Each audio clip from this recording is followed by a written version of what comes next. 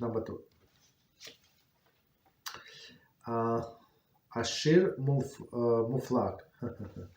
One who is very wealthy. So first, prior to that, second is Ashir, right? Very wealthy.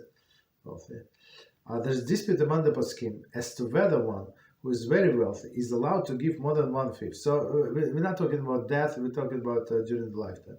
Most poskim maintain that one may do so. Right? I mean, he does not deal with millions or billions. Rabbi Moshe finds in the words of the opinion that even a very wealthy individual should not give more than 1/5, since the possibility of becoming poor still applies to him.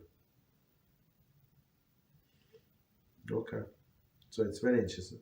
So Rabbi Moshe Feinstein said that Tzal said even this person should give only 1/5.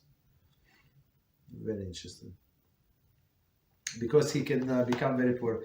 But I mean, in my mind, like if the fortune is going to turn back on him, like it doesn't matter, he's going to lose 100 million or I don't know, like or 200,000. What is the difference? I don't know. Okay.